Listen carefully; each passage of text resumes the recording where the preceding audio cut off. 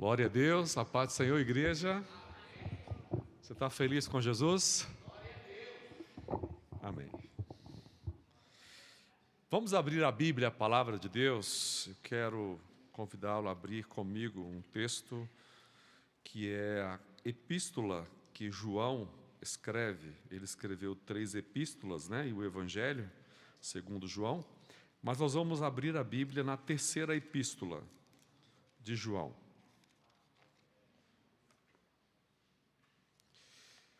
Então está lá no finalzinho da Bíblia, antes de Judas e depois de 2 Pedro, Nós temos 1ª, 2ª e 3ª João. Pouco antes de Apocalipse aí. 2 ou 3 livros antes, Temos 3ª João, Judas e Apocalipse. Então, voltando 3 livros, você tem essa carta muito importante, conteúdo desse livro. Nessa manhã, eu quero compartilhar com vocês esse texto, pois ele me chamou muita atenção nos últimos dias. Há aqui uma intenção do evangelista, do presbítero, do apóstolo João, de incentivar e encorajar a igreja. E, na verdade, essa carta foi direcionada às igrejas, da Ásia ali, especificamente. João era o pastor, nessa época, de Éfeso, da igreja de Éfeso, e de lá ele escreve a um amigo, a um filho na fé, chamado Gaio. E ele dá bom testemunho de Gaio, mas também faz algumas advertências. Vamos então ler esse texto, são apenas 15 versículos e você vai sair daqui dizendo que já leu um livro da Bíblia, tá? Hoje você vai ler um livro da Bíblia, 3ª João. Prefácio e saudação. O presbítero ao amado Gaio, a quem eu amo na verdade. Amado, acima de tudo, faço votos por tua prosperidade e saúde, assim como é próspera a tua alma. Pois fiquei sobremodo alegre pela vinda de irmãos e pelo seu testemunho da tua verdade, como tu andas na verdade. Não tenho maior alegria do que esta, a de ouvir que meus filhos andam na verdade. Amado, procedes fielmente naquilo que pratica para com os irmãos. E isto fazes mesmo quando são estrangeiros, os quais perante a igreja deram testemunho do teu amor. Bem farás, encaminhando-os em sua jornada por modo digno de Deus. Pois, por causa do nome, foi que saíram, nada recebendo dos gentios. Portanto, devemos acolher esses irmãos para nos tornarmos cooperadores da verdade. Escrevi alguma coisa à igreja, mas Diótrefes, que gosta de exercer a primazia entre eles, não nos dá acolhida. Por isso, se eu for aí, far-lhe-ei lembradas as obras que ele pratica, proferindo contra nós palavras maliciosas. E não satisfeito com estas coisas, nem ele mesmo acolhe os irmãos, como impede os que querem recebê-los e os expulsa da igreja. Amado, não imites o que é mal, senão o que é bom. Aquele que pratica o bem procede de Deus. Aquele que pratica o mal jamais viu a Deus. Quanto a Demétrio, todos lhe dão testemunho, até a própria verdade. E nós também damos testemunhos, e sabemos que o nosso testemunho é o quê? Verdadeiro. Muitas coisas tinha que te escrever, todavia não quis fazê-lo com tinta e pena, pois em breve espero ver-te, então conversaremos de viva voz. A paz seja contigo. Os amigos te saúdam. Saúda os amigos nome por nome. Maravilhoso Deus, obrigado pela Tua palavra lida para a nossa edificação, para o nosso crescimento. Senhor, esta palavra, ela é apta para nos dar entendimento, luz e para discernir o que está dentro do nosso coração. À medida, Deus, que compartilharmos, ó Pai, esta verdade bíblica, possa o Senhor estar falando e edificando a Tua igreja e dando-nos, ó Deus, discernimento em tudo. Fala conosco, ó Deus, e conduz a minha vida como mensageiro nesta manhã. Abençoe cada professor da nossa escola bíblica, cada aluno em cada classe, que tudo, ó Pai, que for ensinado nesta manhã na Tua casa, gere, ó Pai, crescimento espiritual. Abre, ó Deus, ou desvenda os nossos olhos, ó Deus, como orou Davi, para que possamos contemplar as Tuas maravilhas, as maravilhas da Tua lei, que possamos, ó Deus, ir a fundo, ó Deus, e ter, ó Deus, a nossa vida transformada diante da exposição da Escritura. Nós Te adoramos, nós Te bendizemos, no nome de Jesus. Amém.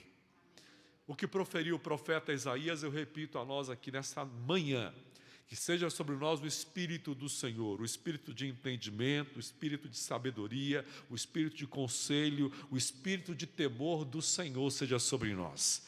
Que o Senhor possa nos dar graça e visão clara a respeito do propósito dEle para as nossas vidas.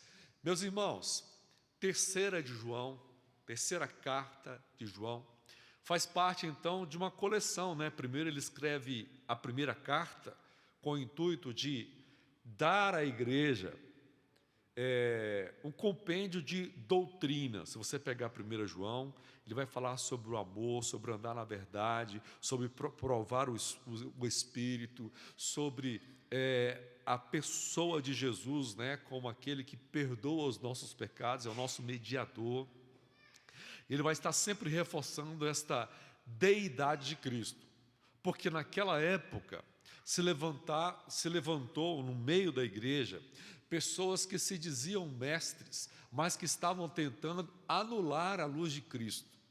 Uns diziam, segundo o gnosticismo, e dentro do gnosticismo tinha uma doutrina, né, herética chamada deísmo, fugiu aqui a memória agora, não é isso. Essa doutrina gnóstica, ela dizia o seguinte: que tudo que é espiritual é bom e tudo que é material é mau. A matéria é má em si. Então, Jesus não poderia ter vindo em carne, porque a matéria é má. Então, eles defendiam que Jesus ele veio com um corpo diferente, aquele corpo que ele, quando ressurreto, atravessava ambientes, paredes, portas, e do outro lado, então, dessa forma, ele se comunicava com as pessoas, por isso que ele cumpriu todo o propósito. Só que a Bíblia vai dizer, através do próprio apóstolo João, que Jesus veio em carne, ele se fez homem, ele se humilhou. E João, o propósito dessas heresias era justamente, de forma muito sorrateira, sutil, anular o sacrifício de Cristo, né? E trazia muita confusão no meio da igreja. E essas pessoas entravam de forma muito sorrateira. E João então se levanta para defender a verdadeira doutrina, porque ele que diz que ele recebeu do Senhor, ele foi o último dos apóstolos, né? João morreu, embora tenha sido martirizado, mas não morreu de martírio. Ele foi levado para a ilha de Patmos, preso por Nero, mas não morreu. Depois ele volta, ele ainda dirige a igreja de Éfeso, e João morre de velhice, de idade avançada. E Jesus diz que seria dessa forma, né, a partida de João. Paulo, Pedro, já partiram diferente, né, já partiram por meio do martírio, né? Paulo foi decapitado, Pedro foi crucificado de cabeça para baixo, e João, o apóstolo amado, ele traz no Evangelho relato, né? Interessante que o livro de João, o Evangelho de João começa apresentando, fazendo alusão a Gênesis, né? Que Gênesis começa dizendo que no princípio criou Deus os céus e a terra. E ele começa o Evangelho segundo escreveu João, falando também que No princípio era o Verbo era Deus e o Verbo estava com Deus. Ele vai dizer também que ele sendo Deus, por meio dele, todas as coisas foram feitas e sem ele, nada do que foi feito se fez. João então, ele propaga a palavra de Deus e na primeira carta ele o faz advertindo a igreja a tomar cuidado com o espírito do anticristo, porque ele diz que aquele que vinha e não confessava que Jesus veio em carne era anátema, porque é isso que eles diziam. Eles entravam então para tirar este ensino, né? Para tentar confundir e semear o engano dentro da igreja. Eles se diziam nossos, mas estavam ali para gerar confusão, para se aproveitar do rebanho também. Eram lobos devoradores. E João escreve a primeira carta trazendo essa doutrina, o ensino sobre a verdade, sobre o andar em amor também. Na segunda carta, ele se vale de advertir a igreja, de chamar a atenção, olha, Jesus ele estabeleceu o ID, a obra missionária. Ele diz que aqueles que são seus discípulos sairiam ensinando as nações, e ele começou, esta obra começou nas igrejas, nas sinagogas, mas principalmente de casa em casa. E a Bíblia conta que muitos homens fiéis abandonaram tudo. Exemplo de Barnabé, né, que era rico, e ele abriu mão das suas posses para sair anunciando a Cristo e Cristo ressuscitado e testemunhando do Evangelho, do poder do Espírito Santo. E à medida que eles saíam, aqueles irmãos naquelas localidades, né, onde eles se dirigiam, eles os recebiam em sua casa. E então, muitas pessoas se aproveitavam disso e iam também, dizendo que estavam em missão, mas iam com o intuito só de se aproveitar dos irmãos, se aproveitar da boa fé daqueles cristãos. E então, e muitas vezes até iam para confundi-los e tirá-los do verdadeiro evangelho, porque eles não tinham o que dar. Cada um dá o que tem. Se alguém não anda na verdade, não obedece à verdade, não prega a palavra de Deus como ela é, ele vai levar engano. Ele vai levar uma mensagem que é suja, que é contaminada, que é sincrética, ou seja, mistura de crenças. E isso não promove a edificação, mas gera o quê? O escândalo, gera frieza espiritual, gera confusão na mente, né? Eu gosto do texto que Paulo escreve aos Romanos, quando ele diz que todo aquele que crê em Jesus não será o quê? Confundido. Então, se de fato há uma fé genuína no nosso coração, Deus não permite que a confusão entre. Ainda que o inimigo procure de diversas formas semear o engano, o Espírito da verdade, a Bíblia diz que ele nos ensina todas as coisas. Já viu quando tem pessoas que chegam para falar algumas coisas e você se sente mal? Meu Deus, que estranho que essa pessoa está falando. Eu não vejo base, eu não vejo fundamento. E geralmente tais pessoas o fazem buscando sempre a glória para si, né, Rosilene? Eles o fazem querendo destacar que sabe, que conhece, que tem autoridade, que tem unção, que recebeu. Irmão, você não precisa. Paulo disse assim, olha, eu decidi anunciar Jesus e este ressurreto. Esse que foi crucificado, mas ao terceiro dia ressuscitou. Eu abri mão de vir até vocês com excelência de palavras bonitas, de sabedoria, para trazer para você o mistério do Evangelho, simples, assim como ele é, revelando a vocês as Escrituras, mas confirmando com o poder de Deus. Irmão, quando você transmite a palavra como ela de fato é, a palavra por si só, ela gera mudança, ela traz transformação. Tudo quanto Jesus fez por meio da palavra. Ele diz, assim está escrito, e aí a palavra cumpriu o seu propósito. Quando a palavra é transmitida, ela gera fé no coração. Então a segunda carta vai falar de advertência. Cuidado com esses que entram dentro da casa, da sua casa, do seu lar. Havia, por parte dos pais da igreja, no primeiro século, Paula, uma postura de zelo, dizendo assim, ó, se vier à tua casa uma pessoa para pregar o evangelho, se dizendo missionário itinerante, e chegando na tua casa, ele ficar até 2 dias, tudo bem, mas se ele ficar 3 dias, manda embora, porque é falso profeta. Então, era uma forma deles se guardarem, né, naquele tempo, porque havia aqueles que iam lá só para serem favorecidos, eles não tinham o que dar, não tinham o que oferecer, né? E o Provérbios vai dizer, né, que a gente não pode ficar muito na casa do outro, né, senão você acaba sendo pesado, né? Ainda mais hoje, né, que a nossa vida é tão corrida, tantos compromissos, tantas atividades, você não tem, se você realmente é uma pessoa responsável consigo mesmo e com a sua família, você não vai ficar na casa dos outros todo dia, vai? Na casa dos outros, exatamente, do seu irmão. Exatamente. Se tornar enfadonho.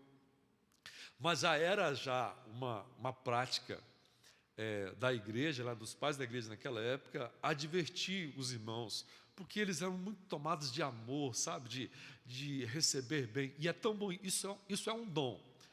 Nós devemos receber as pessoas na nossa casa, e o João está falando na terceira carta, incentivando os irmãos a reconhecerem aqueles que de fato estavam em missão, estavam cumprindo o ID, e eles o recebessem com alegria. Então você veja que há aí uma ação e, ao mesmo tempo, dentro dessa ação, um cuidado, um zelo de como fazer, de como ser cooperador da verdade. Então a gente observa aqui que o apóstolo João está louvando a Deus pela vida de Gaio, que era um amigo. Esta carta é uma carta de cunho pessoal, que foi passada à igreja toda, né? Esse conhecimento aqui, esta mensagem, por causa da sua utilidade. Mas, no primeiro momento, ela foi direcionada a este irmão, que a história mostra que ele era uma pessoa bem resolvida financeiramente. Ele tinha uma certa condição, e, por sua condição, ele tinha a alegria de receber pessoas que tinham essa missão de anunciar o evangelho. Porque aquelas pessoas que, movidas por Deus, saíam para anunciar o evangelho, elas saíam das suas casas, deixavam tudo, e elas não levavam recursos consigo. Elas dependiam do Senhor. E Deus levantava os mantenedores. A obra missionária, ela acontece assim, ela é feita através dos pés que vão, através das mãos que se unem, né, para ajudar, para cooperar, e através dos joelhos dos que oram. Então, existem essas 3 formas da obra missionária acontecer. Eu estava até ouvindo um vídeo recente de um pastor, um podcast, né, onde estavam entrevistando o pastor Elias Dantas. Esse pastor é um pastor que nasceu no Rio Grande do Norte, brasileiro, e ele, muito cedo, foi para os Estados Unidos, e ele estudou muito lá. Deus deu a ele muita graça e sabedoria. Ele estudou as Escrituras, se especializou nesta área de missões, e indo para os Estados Unidos, uma certa feita, eles recebem currículos de pastores, né? E abriu-se a oportunidade de um pastor assumir uma igreja em uma localidade nos Estados Unidos, uma igreja presbiteriana. E aí esse pastor foi movido por Deus, ele pegou esse brasileiro, deu o currículo dele. Não, está aqui, eu estou estudando a palavra, eu já pastorei no Brasil, e estou aqui nessa obra, vou fazer, entregou. E não é que ele, como brasileiro, se tornou pastor de uma igreja onde aquele ex-presidente Ronald Reagan, né, era membro da igreja, e várias celebridades, né, também eram membros daquela igreja. Só que ele, estando naquela localidade e tendo um coração missionário, ele não se prendeu a ficar ali. Ele começou a ir para o Paquistão, começou a ir para diversos lugares, esteve na Ucrânia, na Rússia. Recentemente, ele estando na Ucrânia, ele ajudou ucranianos nesse processo de extradição, né, de vir, serem tragos, né, para... Ele até orienta, falando, né, o seu testemunho, ele conta de famílias que vieram para o Brasil e que igrejas e famílias aqui acolheram essas pessoas, mas também ele mostrando que o ideal era que os países próximos ali, devido à cultura, né, ser mais fácil de adaptar, ele dava preferência àqueles países próximos da Ucrânia. Ele contando, né, o relato do sofrimento, de abusos, de tantas coisas, né, dificuldades, as pessoas assim andando dias para atravessar a fronteira, né, para fugindo da guerra, coisa terrível. E a gente vê assim nessas pessoas o amor, a abnegação, a entrega, né? Pessoas que abrem mão do conforto para poder se dedicar a uma causa, a um chamado. E isso só Deus faz. Só Deus faz. Na Ebenezer nós tivemos conosco uma irmã do início da igreja, a Joelma. A Joelma saiu há um tempo, ficou, não sei precisar a quantidade de anos, né, que ela ficou, mas ela ficou muitos anos evangelizando na Albânia. E ela voltou contando os desafios dela lá, né? E ela louvava a Deus, trabalhava com crianças lá. E é algo muito bonito. A Bíblia vai dizer que muitas pessoas, aliás, Hebreus 13, né, vai dizer que muitos, sem saber, hospedaram anjos em sua casa. A gente pega Gênesis 18 e vê que Abraão, certa feita, estava com Sara, sua mulher, e de repente ele recebeu a visita de uns homens que chegaram lá, e ele reconheceu depois que eram enviados do Senhor. O Senhor e alguns anjos visitaram a casa de Abraão para poder trazer a ele uma notícia do que o Senhor ia fazer, dando a ele uma grande posteridade, que iria abençoar as nações. Então, a hospitalidade que aqui nós vemos na carta de 3 João, ela propicia a propagação do Evangelho, a transmissão do Evangelho. O texto começa dizendo que João se apresenta como o presbítero ao amado Gaio. Por que ele usa esse termo? Presbítero é o mesmo que pastor, só que a palavra presbítero naquela época falava de um ministro que já estava de idade avançada. E João fala aqui como presbítero, como pastor, já de idade avançada, do seu amor por Gaio, porque via em Gaio uma pessoa que prosperava. Mas é interessante aqui que ele diz que faz oração por Gaio, para que ele continue tendo saúde e que ele prospere em tudo, mas ele faz uma observação importante: assim como é próspera a tua alma. Como é que é isso? À medida que ele ia crescendo, Ana, também ia crescendo a devoção de Gaio, ia crescendo a intimidade dele com Deus. A Bíblia vai falar que se os nossos recursos, a nossa vida financeira, ela avançar, prosperar, a gente precisa, à medida que a gente cresce, conhecendo, tendo recursos, a gente precisa aprender a não colocar nisso o nosso coração. Porque se um dia o Senhor nos pedir, Deus deu para Abraão uma grande riqueza, um filho. E quando Deus deu a Abraão um filho, lá na frente, depois de alguns anos, ele pediu esse filho. E Abraão entregou o filho. E porque ele passou nesse teste de entregar o filho, Deus, agora eu vou te dar não só esse filho, eu sei que você me ama, você provou que me ama, então eu vou te dar agora uma multidão. Eu vou te abençoar. De ti sairá um povo muito numeroso. Então eu tenho uma aliança contigo, Abraão, porque você me obedeceu, porque você me honrou. E Gaio tinha esse testemunho vivo. Ele vai dizer aqui, pois fiquei sobremodo alegre pela vinda de irmãos e pelo seu testemunho da tua verdade, porque tu andas na verdade. Uma das características das pessoas que de fato levam o Evangelho com responsabilidade é o fato dessas pessoas permanecerem na verdade. Andar na verdade, irmãos, é algo que é próprio daqueles que têm uma experiência, um chamado ministerial. Porque a Bíblia diz que a ferramenta do cristão é o quê? É a verdade. Conhecereis a verdade vos libertará. Se o Filho vos libertar, verdadeiramente sereis livres. Abra sua Bíblia comigo em Efésios capítulo 4. E o verso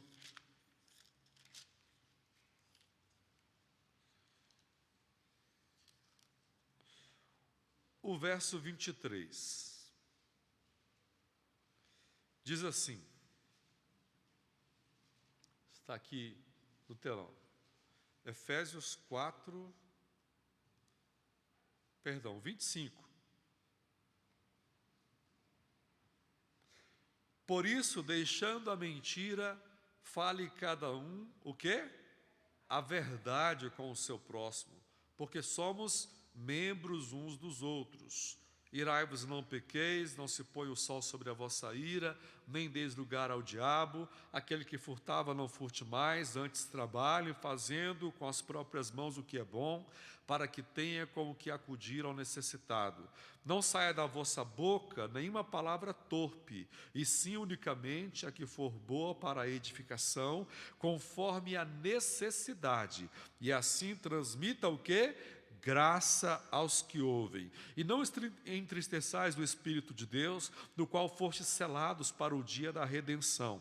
Longe de vós toda amargura e cólera, e ira, e gritaria, e blasfêmia, e assim toda malícia. Antes sede uns para com os outros, benignos, compassivos, perdoando-vos uns aos outros, como também Deus em Cristo vos perdoou. E aí Paulo vai dizer, sede, pois, meus imitadores, como filhos amados, e andar em amor, como também Cristo nos amou e se entregou a si mesmo por nós, como oferta e sacrifício a Deus em aroma suave. Então Paulo está dizendo aqui que eu e você precisamos falar a verdade. E uma das principais características que João vê em Gaio é que ele anda na verdade. Ele não se deixa seduzir pelas mentiras que estavam sendo propagadas naquela época. Mentiras suscitando o quê? Confusão, incredulidade. Você viu o que Satanás, a serpente, ela fez com Adão e Eva lá no jardim? Ela semeou o quê? Uma meia-verdade. E diz aqui, uma meia-verdade é uma mentira completa. Então você deve tomar muito cuidado com as palavras dobres, de duplo sentido. Nós precisamos amar a verdade, permanecer naquilo que aprendemos. E Gaio, então, era zeloso disso. O texto diz que os irmãos davam testemunho de Gaio, que ele permanecia falando a verdade. Outra coisa que chama a atenção aqui, em Gaio, é o fato dele dar bom testemunho. A Bíblia vai dizer que não sou eu que tenho que dizer, destacar, propagar aos outros as minhas qualidades, mas tem que sim, as pessoas naturalmente, eu não tenho nem que forçar ninguém a reconhecer que eu sou pastor, que eu sou isso ou aquilo, que você faz tal coisa, que você ajuda os necessitados. Não, seja os outros que te louvem e não você próprio. Porque se você busca a glória para si, o seu testemunho não é verdadeiro. Você não está testificando do que Jesus fez. Jesus, ele abençoava as pessoas, ele falava que eles não contassem para ninguém. Ele pedia para propagasse o seu ensino, mas os seus milagres não. Não precisa falar para ninguém. Interessante que quanto mais ele falava para que não falasse, aí que as pessoas falavam, Aí que eles propagavam. Gaio tinha um bom testemunho. O testemunho dele é de que ele permanecia na verdade. Ele andava na verdade. E aí está dizendo assim, não tenho maior alegria do que esta, a de ouvir que meus filhos andam na verdade. Mas ele vai dizer também que Gaio, que era amado, ele procedia de forma fiel. Versículo de número 5. Fala do bom exemplo de Gaio. Amado, procedes fielmente naquilo que praticas para com os irmãos, e isto fazes mesmo quando são estrangeiros. Gaio era fiel a Deus, e na sua fidelidade, ele se comportava de maneira bíblica, de maneira a agradar a Deus, não só com os irmãos da sua nacionalidade, mas ele cuidava até daqueles estrangeiros. Isso tem tudo a ver com o próprio procedimento, o exemplo de Jesus, né? Como Jesus, ele cuidou dos necessitados, né?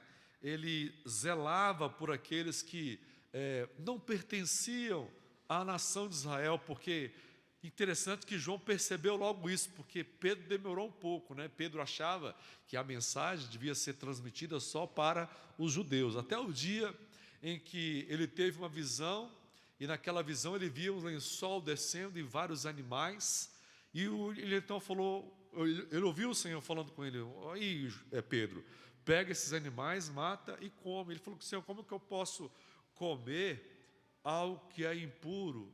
Aí ele disse: não diga, o Senhor disse para ele: não diga que é impuro aquilo que eu santifiquei. E a partir dali ele entendeu que o Senhor estava levando ele a testemunhar e a falar aos gentios. Ele vai à casa de Cornélio. E o que acontece quando ele vai àquela casa de um gentio? Cornélio era um homem que estava buscando agradar a Deus, ele tinha temor a Deus, ele havia já ouvido a palavra de Deus. Então Pedro vai ali para ministrar a casa de Cornélio e para também ali fazer com que eles recebam o dom do Espírito Santo. Gaio, ele não fez acepção de pessoas, e ele permaneceu fiel naquilo que ele aprendeu, e ele não deixou de ajudar os necessitados. Diz o texto que os quais perante a igreja, eles também davam testemunho do amor que havia no coração de Gaio. E aí vem a terceira característica: pessoas que amam propagar o Evangelho, fazer missões, só o fazem porque Deus traz ao seu coração o amor pelos perdidos. Um coração cheio de amor leva a pessoa a abrir mão do seu conforto, a dedicar tempo no estudo das Escrituras, a dedicar tempo para orar, para, por meio da oração, ter comunhão com Deus, intimidade com Deus, ser revestido da autoridade divina, para poder transmitir a outras pessoas o amor que ele recebeu. Eu gosto muito do texto de Romanos capítulo 5, que nos diz que o amor de Deus, ele foi derramado no nosso coração quando o Espírito Santo nos alcançou. O Espírito Santo vem a nós e nos reveste. Irmão, foi o amor que levou aquela igreja ali no primeiro século a se unir no propósito de transmitir Jesus crucificado e ressurreto. Abra sua Bíblia, por favor, em Atos capítulo 2 e verso 42. Atos 2, verso 42 a 46. Vamos ler no telão aqui juntos? Olha aqui, a gente pode ler junto aqui no telão, nessa versão que está aqui, que é a versão revista e atualizada. Vamos lá? E perseveravam na doutrina dos apóstolos e na comunhão, no partir do pão e nas orações. Em cada alma havia temor, e muitos prodígios e sinais eram feitos por meio dos apóstolos. Todos os que creram estavam juntos e tinham tudo em comum. Vendiam as suas propriedades e bens, distribuindo o produto entre todos, à medida que alguém tinha o quê? Necessidade. Diariamente perseveravam unânimes no templo, partiam também o pão de casa em casa e tomavam as suas refeições com o quê? Com alegria e singeleza de coração, louvando a Deus, sim, a Deus e contando com a simpatia de todo o povo. Enquanto isso, acrescentava-lhes o Senhor dia a dia os que iam sendo salvos. Eles tinham tudo em comum. Havia somente um propósito de coração: de abençoar um ao outro, de ajudar um ao outro, de estender a mão. E veja que ora eles estavam no templo e ora estavam o quê? Nas casas. E havia naquela época muitas casas de pessoas como, penso que até a casa de Gaio, como a casa de Priscila e Áquila, que era uma casa muito ampla, onde se dava para fazer uma reunião de um número expressivo de irmãos, né? Era como uma residência onde tinha um pátio enorme, e ali eles se reuniam. Priscila e Áquila, se você assistiu aquele filme, né? O Paulo, o apóstolo de Cristo, você viu a casa dele cheia de irmãos, né? Cheia de pessoas ali sendo cuidadas, tratadas. E essa era a forma como eles se reuniam naquela época, né? E havia singeleza de coração, o amor tomava conta do ambiente, cada um não considerava propriamente ser o que tinha, mas percebendo necessidades, eles se ajudavam mutuamente, eles auxiliavam os necessitados, ao ponto de lá na igreja, no capítulo 5 de Atos, um homem chamado Barnabé, ele pega e vende tudo que tem, e distribui e dá aos pobres. Aí a Bíblia conta que um casal chamado Ananias e Safira foi, talvez porque viu Barnabé fazer, fez o mesmo. Só que a Bíblia conta que eles não agiram de forma pura. Eles vendendo tudo, pegaram o produto, o resultado da venda da sua propriedade e separaram algo, dando a entender ou dizendo que estavam entregando tudo. Quer dizer, eles não foram verdadeiros. E ele não atentou que o nível de santidade e justiça naquela igreja era tão alto, tão grande, que o Espírito de Deus então veio e julgou o coração, aquele intento dele. Irmãos, é muito sério a gente lidar com a obra de Deus de qualquer maneira. A Bíblia vai dizer: ai daquele que faz a obra do Senhor relaxadamente. A obra de Deus não pode ser feita contaminada com um engano. A Bíblia vai dizer que o santo não se mistura com o profano. Quanto mais santidade, quanto mais vida com Deus, mais vigilância nós temos que ter. Mais provações, mais desafios, mas também muito mais, se você permanece na verdade, muito maior vai ser o revestimento do poder de Deus. Porque Deus não é injusto, Deus é justo. Não vem a nós luta e desafio acima do que podemos suportar. As pessoas que abrem mão, as pessoas que se dedicam, as pessoas que decidem fazer obras maiores, são pessoas que foram capacitadas por Deus para isso. É o Espírito que nos move, é o Espírito que nos reveste. É por isso que na igreja primitiva, a obra avançava como avançou nesse tempo, de forma que no primeiro século o Evangelho, a palavra de Deus, ela alcançou todos os lugares, ao ponto do Império Romano colocar o cristianismo como religião oficial do Estado. Eu sei que isso ao longo dos anos trouxe contaminação, porque a vida com Deus, ela não pode ser, a igreja não pode estar misturada, embora com o Estado. Embora a igreja não deva se omitir da sua participação no Estado. A igreja é uma voz profética. Eu não posso, como pastor da igreja, abrir mão do ministério. Eu entendo assim, se um pastor está à frente de uma igreja, se ele é um membro, não sei. Aí é ele e Deus. Mas é muito complicado, a história mostra que os pastores que abandonaram a vida ministerial para se dedicar a uma vida pública, né, eles tiveram a sua vida ministerial prejudicada.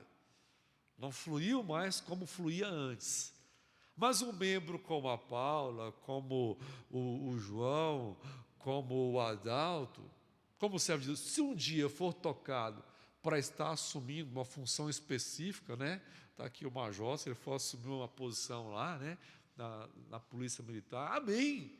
E a nossa oração é que Deus levante pessoas estratégicas em lugares estratégicos, para que o nome do Senhor seja glorificado. Hoje nós temos na presidência da República um presidente que ele valoriza, né?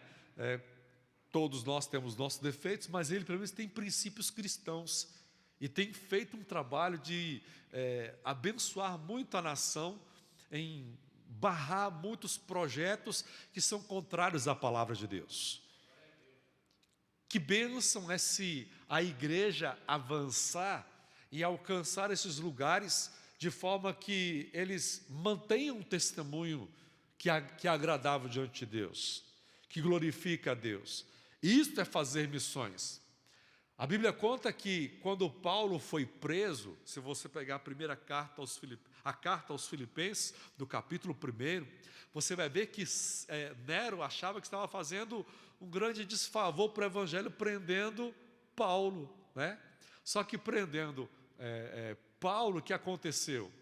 Paulo preso, ele evangelizou todos os oficiais de Roma, e aqueles homens começaram a render-se a Cristo, e foram eles que financiaram a obra missionária naquela época. Eles semeavam recursos no reino de Deus, e a obra expandiu, e o evangelho foi para lugares longínquos, e a palavra do Senhor, e aí aconteceu nessa estratégia missionária, você vê, Jesus, ele separa 12, investe nesses 12, dos 12, um dá lugar ao diabo, se perde, vem outro que substitui, segundo a igreja. Eles elegeram Matias, mas na verdade, quem substituiu Judas foi Paulo, que Paulo se coloca como o último dos apóstolos, né? Separado por Cristo, o apóstolo de Cristo. E através desses homens, Deus então alcança todo mundo daquela época. Jesus, diz o texto de Gálatas, que Jesus veio na plenitude dos tempos. Veio Jesus, no auge. Então havia ali a cultura helênica, né? Então, através do grego, a palavra se expandiu, por isso que você tem o Novo Testamento na sua linguagem original, no grego e no aramaico. E você quer a língua oficial dos judeus naquela época. E o Antigo Testamento, o hebraico. E Deus vai sempre substituir o antigo pelo novo. E hoje Deus está tendo para nós aqui estratégias novas, né? Antigamente a gente ia para as casas só andando, né? Hoje você vai de carro, você vai de avião, vai para outros lugares. E agora a mensagem está entrando nas casas através até da internet. E as missões, né, por meio das mídias sociais. Eu sei que tem muita coisa suja na internet, mas a gente precisa focar naquilo que dá certo, aquilo que é edificante, aquilo que glorifica a Deus. E é isso que a gente tem que propagar. A gente precisa dar testemunho. Olha, a minha vida, a minha casa, a minha atitude como servo de Deus é de usar as mídias sociais para glorificar a Deus. Eu vou falar sobre isso aqui na frente. Vamos continuar aqui. Então, recapitulando, a obra de Deus estava sendo feita nesses dias, na região da Turquia, através de pessoas que amavam a Deus e recebiam missionários em casa, homens que saíam pelo mundo para pregar o evangelho, chamados por Deus, mas no meio desses entrava e infiltrava na igreja, vez por outra, pessoas maliciosas, que não andavam na verdade, mas o seu evangelho era misturado. E João adverte, cuidado com esses, porque esses não vão glorificar o nome de Jesus, não vão andar em amor, pois a Bíblia diz, se andarmos na luz, como Ele na luz está, temos comunhão uns com os outros, e o sangue de Jesus Cristo, seu Filho, nos purifica de todo pecado. Então andar na luz faz com que quem está contigo tenha comunhão, mas quem anda nas trevas, você vai perceber que aquilo que ele faz, que realiza, em um momento ou outro, vai trazer confusão e contenda. Aí você, opa, tem mistura aqui, não está puro o evangelho. Eu tenho que, então, tomar cuidado. Eu tenho, então, permanecer naquilo que eu aprendi. Quais são os personagens que nós encontramos aqui em 3ª de João? João, que manda a carta, Gaio, que é elogiado por João, mas ele vai falar de mais duas pessoas, uma delas é Diótrefes. E esse era um líder que amava a primazia, ser reconhecido, chamar a atenção por que ele fazia. O texto vai dizer isso. Ele vai dizer aqui, escrevi alguma coisa à igreja, verso 9. Mas Diótrefes, que gosta de exercer a primazia entre eles, não nos dá acolhida. Ou seja, Diótrefes gostava de chamar a atenção, trazer para si a glória, e era um opositor de João, e um opositor também daquelas pessoas a quem João enviava, para ajudar ali, naquela igreja, a propagação do Evangelho. Ele não fazia e não gostava de quem fazia. Ele não recebia aquelas pessoas na sua casa, ele não incentivava os irmãos a fazê-lo, a apoiar a obra missionária. Pelo contrário, ele se comportava de forma leviana. E aí João vai dizer, por isso, se eu for aí, far-lhe-ei lembradas as boas obras que ele, as obras que ele pratica, proferindo contra nós palavras maliciosas. Irmãos, que tem uma coisa que a gente precisa tomar cuidado, é com gente que tem palavra maliciosa, maledicência. Eu vou falar uma coisa para você, quem fala dos outros para você, vai falar de você para os outros. E o fofoqueiro, ele só é fofoqueiro porque tem alguém que ouve. E Diótrefes ficava falando mal de João, falando mal dos irmãos, atrapalhando a propagação do Evangelho, criando contenda, proferindo contra eles palavras maliciosas. E a Bíblia diz, e não satisfeito com estas coisas, nem ele mesmo acolhe, como também ele impede os que querem receber e expulsa os verdadeiros evangelistas e missionários da igreja. Eles não recebem aqueles que transmitem. Sabe por quê, irmão? Porque se a pessoa ela está com o coração contaminado, se alguém chega trazendo água pura, trazendo o verdadeiro evangelho, vai incomodá-lo, porque o evangelho ele faz duas coisas: ou ele convence ou ele enfurece. Ou ele gera quebrantamento, ou ele gera endurecimento.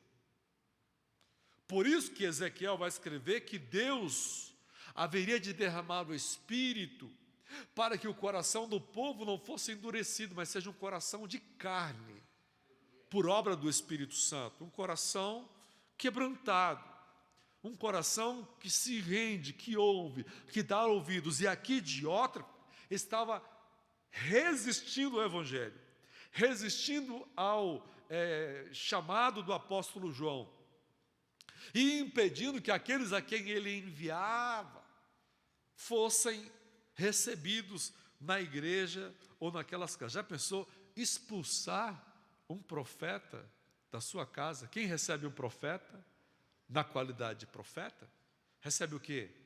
Um galardão de profeta. Então a igreja era abençoada, aqueles irmãos, e ela crescia, as famílias eram abençoadas por Deus, porque, embora muitos irmãos não indo, eles apoiavam aqueles que iam, eles investiam, eles acolhiam, auxiliavam, davam suporte.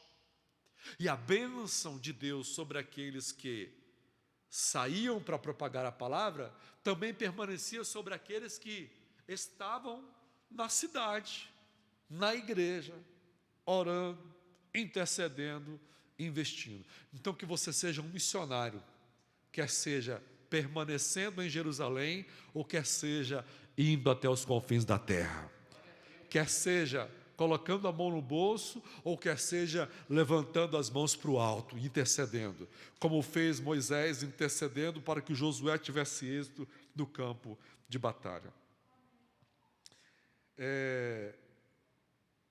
Abra sua Bíblia comigo, deixa eu encontrar esse texto aqui, Lucas 14, eu acho que é esse texto, o texto que nos mostra a respeito de Jesus.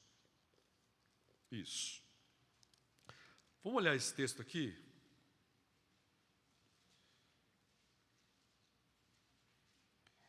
Lucas 14 reforça essa ideia de como Jesus valorizava fazer refeição nas casas. E quando ele chegava naquela casa, ele fazia uma refeição, geralmente era a oportunidade que ele tinha de deixar um ensino, de propagar a palavra. Verso 1 de Lucas 14 diz assim: aconteceu que, ao entrar quem? Jesus, né? Ao entrar ele num sábado na casa de um dos principais fariseus para comer pão, eis que o estavam observando. Ora, diante dele se achava um homem hidrópico. Então Jesus, dirigindo-se aos intérpretes da lei e aos fariseus, perguntou-lhes: é ou não lícito curar no sábado? Eles, porém, nada disseram. E tomando, o curou e o despediu. E a seguir lhe perguntou: qual de vós, se o filho ou o boi cair num poço, não o tirará logo mesmo em dia de sábado? A isto nada puderam responder. Reparando como os convidados escolhiam os primeiros lugares, propôs-lhes uma parábola: quando por alguém fores convidado para um casamento, não procures o primeiro lugar, para não suceder que, havendo um convidado mais digno do que tu, vindo aquele que te convidou, e também a ele, te diga: dá o lugar a este. Então irás, envergonhado, ocupar o último lugar. Pelo contrário, quando fores convidados, vai e toma o último lugar, para que quando vier o que te convidou, te diga: amigo, senta-te mais para cima. Ser-te-á isto uma honra diante de todos os mais convivas. Pois todo o que se exalta será humilhado, e o que se humilha será exaltado. Disse também ao que havia convidado: quando deres um jantar ou uma ceia, não convides os teus amigos, nem teus irmãos, nem teus parentes, nem vizinhos ricos, para não suceder que eles, por sua vez, te convidem e sejas recompensado. Antes, ao dares um banquete, convida os pobres, os aleijados, os coxos e os cegos, e serás bem-aventurado, pelo fato de não terem eles com que recompensar-te. A tua recompensa, porém, tu a receberás na ressurreição dos justos. Você lembra na época da pandemia o que nós fizemos aqui? Nós não tínhamos como ir nas casas, mas alguns irmãos doaram mantimento e doaram o seu serviço, e nós distribuímos, alguns irmãos calcularam, durante a pandemia, eu acho que umas 5.000 refeições aqui, não foi? Fazendo todos os dias uma marmitinha aqui, e era entregue no isopor, e as pessoas faziam filas aqui, até quem passava de carro, achava aquilo, poxa, os irmãos pegavam, tinha ali, né, a pessoa estava passando, entregava, não, mas não precisa não, mas para você, né, às vezes a pessoa, ela vendo aquela atitude da igreja, né, pô, estou sentindo valor, se importaram comigo, que interessante, cheguei agora no trabalho, me deram isso aqui. Tinha gente que passava e via os irmãos trabalhando aqui, e parava o carro ali, entregava R$50, ajudava, eu quero ajudar aí nesse projeto aí. E quantas pessoas foram edificadas? E nós não fizemos isso para chamar a atenção do povo, mas fizemos como uma forma de amenizar a angústia de muitas famílias e até a necessidade. Isso é louvável diante do Senhor. Quantos vocês puderam já ajudar e fizeram sem ter a intenção de receber de volta?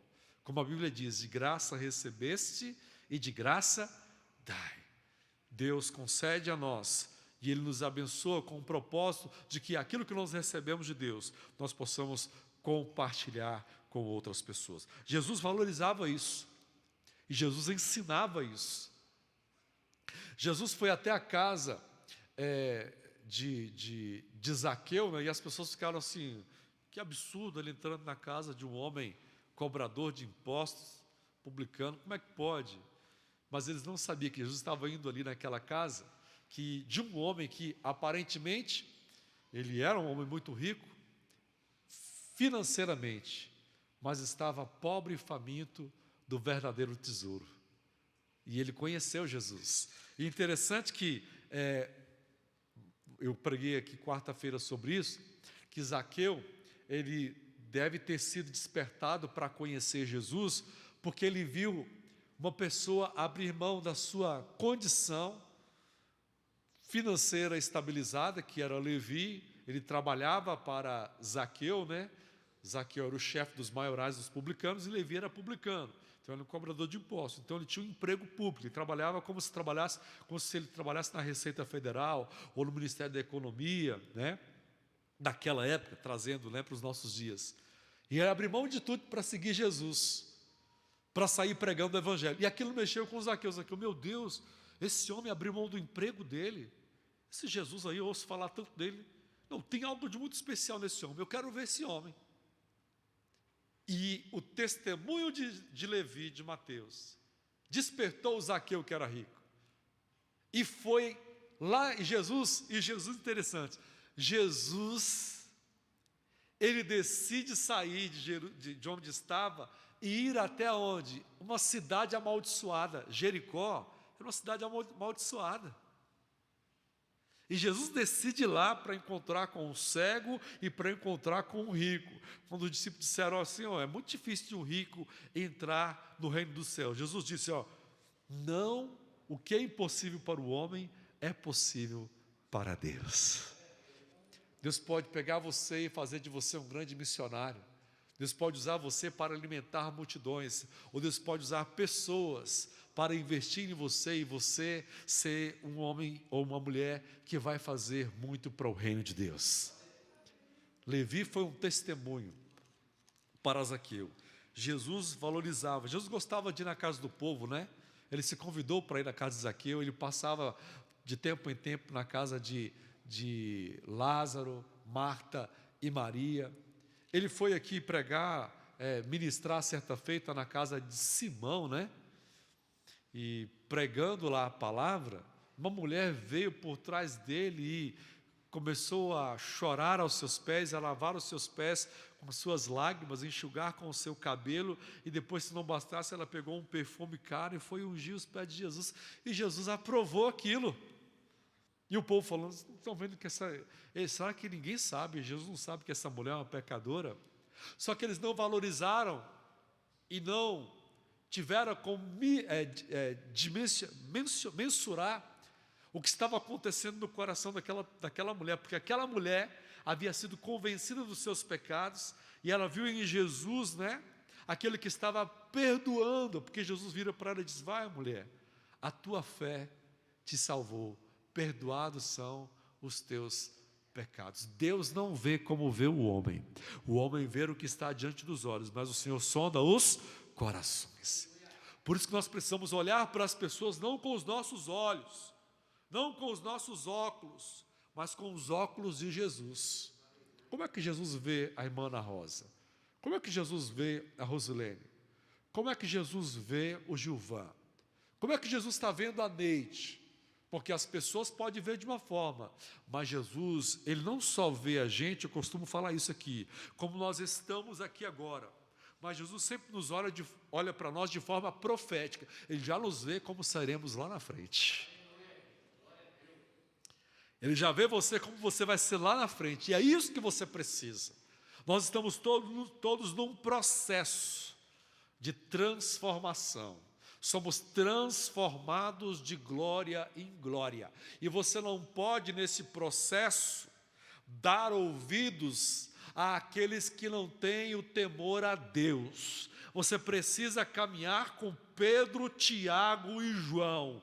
Não anda com Ananias e Safira, não anda com Nadab e Abiú, não anda com Ofni e Finéias, porque senão o fogo vai te consumir. Você tem que andar com Josué, com Eliseu, você tem que achar um Moisés, você tem que achar um Davi para andar com ele. E como é que você encontra? Orando. Deus, me direciona. Quem é que o Senhor quer que se una comigo em oração? Com quem é que o Senhor quer que eu aprenda? Jesus, ou você pode aprender até tendo o zelo de ensinar alguém. Vou dar a você uma dica. Quando você trouxer ou você se identificar com uma pessoa que aceitou Jesus aqui na igreja, seja você obreiro, líder ou membro batizado, procure orar por essa pessoa, ligar para essa pessoa. Quem sabe você vai ser um conselheiro dessa pessoa, ajudando essa pessoa a iniciar os seus primeiros passos. Isso é papel missionário da igreja. Porque a missão não é feita só lá fora. A missão também é feita aqui dentro. Existem tantas pessoas perdidas dentro da igreja. Olha o Diótrefes aqui.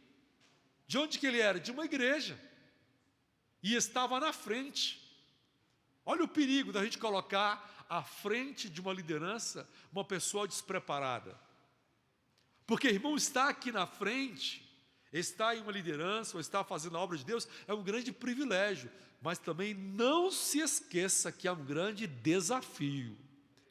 Pedro foi preparado, foi separado por Jesus, e a Bíblia diz que Satanás pediu para cirandar com Pedro, para peneirar. Mas a Bíblia fala que Jesus orou por Pedro. E quando você estiver num grande desafio, movido pela motivação certa, Deus vai levantar intercessores por você, para que você consiga exercer a obra. Então, João se compadece de Gaio e dá testemunho a respeito de Gaio. Na igreja ali tinha um tal de Diótrefes que estava desfazendo a obra que Gaio fazia. Mas como tinha um Diótrefes, também tinha um Demétrio. Porque enquanto Diótrefes fazia o que não devia fazer, Demétrio dava bom testemunho. Olha só.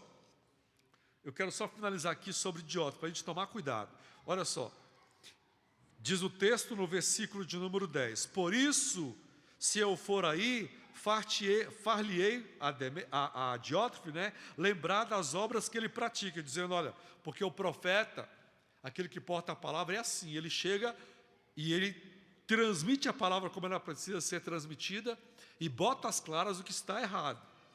E ele então vai dizer, olha, esse Diótrefes está proferindo também palavras maliciosas contra mim. E não satisfeito com estas coisas, nem ele mesmo acolhe os irmãos, ajuda os irmãos, como também ele impede os que querem receber os irmãos e expulsa da igreja. Aí ele vai dizer assim, ó, amado, não imites o que é mal, senão o que é bom. Aquele que pratica o bem procede de Deus, mas aquele que pratica o mal jamais viu a Deus. Na obra de Deus, você não pode imitar Caim. Na obra de Deus, você não vai imitar Dalila, que Dalila só quer derrubar os homens. Ela só quer roubar a força. Na obra de Deus, você não vai imitar o Judas. Na obra de Deus, você não vai imitar um Diótrefes, que é um homem que quer desfazer o que Deus está fazendo. Não apoia, não investe na obra missionária. É um impedimento. Ele está fazendo um desfavor para o Evangelho. Na verdade, o que ele quer é projetar a si mesmo. Porque o texto diz que ele buscava a sua primazia. Mas tem pessoas que você pode imitar. Tem um Demétrio, tem um Gaio, tem um José, tem um Davi, tem um Daniel, tem um Jó, que você pode imitar. Tem um Paulo. O texto vai dizer que quanto a Demétrio, todos lhe dão testemunho, até a própria verdade. E nós também damos testemunho. E sabe que o nosso testemunho é o quê? Verdadeiro. Ele está usando aqui de um recurso, que para o judeu, o testemunho de 2 ou 3 é o quê? Verdadeiro. Então ele dizendo, eu dou testemunho, vocês dão testemunho, e a própria verdade, as Escrituras, ou Cristo, quando ele fala aqui sobre a verdade, está falando do próprio Cristo, porque Jesus disse, eu sou o caminho, a verdade e a vida. E que bom que Jesus dê testemunho a seu respeito. Ele fala a outros quem você é. Demétrio foi louvado. Aí aqui agora eu vou finalizar. Versículo 13, fala o quê? Leia comigo, por favor, versículo 13. Vamos lá? Muitas coisas tinha que te escrever, todavia não quis fazê-lo com tinta e pena. Pois ele fala no 14, pois em breve espero ver-te, então conversaremos de viva voz. Aqui vai, irmãos, tem coisa que dá para resolver com um telefonema. Tem coisa que dá para mandar uma mensagem, um WhatsApp, um e-mail. Tem coisa que dá para postar no Face, no Instagram. Mas esses recursos não podem ser usados de forma leviana. Tem coisa que a gente só resolve no mano a mano, olhando olho no olho, falando de frente. Tem muita gente que usa as redes sociais para desabafar e faz um desfavor para o Evangelho, expondo, dando mau testemunho, agindo de forma tola, ou fazendo propaganda de si. Não. Ele está dizendo, olha, eu queria escrever mais coisas, todavia eu acho que não convém fazê-lo não. Não vou fazer por meio da escrita não. E ele escrevia bem, João, né? Ele falou, eu quero, se Deus assim permitir, eu quero estar com vocês. E aí eu vou conversar com vocês de viva voz, olhando no olho de vocês. Tem coisa, irmãos, que a gente só resolve olhando no olho, chamando a pessoa, se posicionando. Que Deus nos dê graça, como propagadores do Evangelho, a agir de forma bíblica, a andarmos na verdade, a sermos fiéis, a darmos um bom testemunho, como deu Demétrio e Gaio, e a andarmos em amor, porque é o que o texto diz, que Gaio, andava em amor. Todos os nossos atos sejam feitos em amor. Não pode ser feito de outra forma, a não ser exalando o bom perfume de Cristo, dando testemunho aos outros daquilo que nós recebemos da parte de Deus, e assim testificamos a respeito de Cristo. Então eu quero recapitular. A primeira carta de João vai falar sobre doutrina. A segunda carta é um alerta contra os mensageiros que não foram enviados por Deus, que entram na igreja. Mas já a terceira carta, o apóstolo João está incentivando a obra missionária. Está dizendo, apoie, acolha os missionários, invista, ajude, seja alguém como esses que saem, que abrem mão do conforto para ir transmitir a palavra. Que você seja como um Demétrio, que você seja como um Gaio, mas não imite Diótrefes, não imite Judas, não imite Caim, seja um propagador de boas novas. O que é o Evangelho? Boa nova, notícia.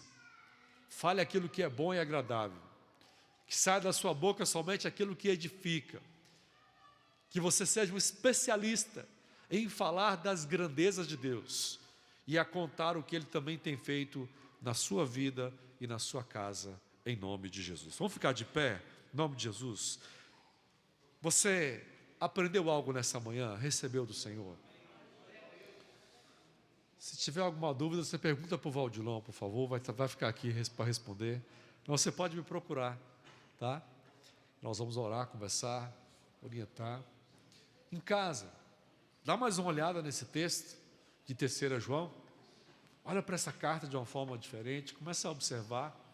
E eu profetizo na tua vida, que você seja próspero em tudo. Olha o que João estava fazendo.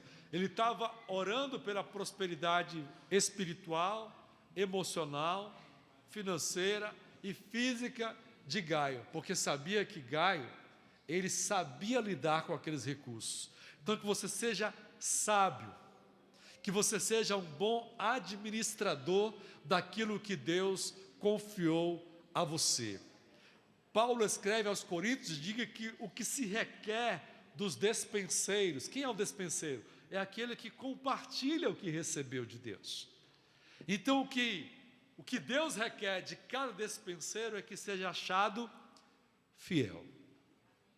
Diga para o seu irmão, seja fiel. Compartilha com os outros o que Deus te deu. Abençoe outros. Ministre o que você recebeu do Senhor, que você entende que Deus te deu. É para você ser um rio e não ser um poço. Que o poço acaba, em algum momento, a água estragando. Mas se você for um rio, vai jorrar. E vidas vão ser abençoadas. Amém? Vamos orar?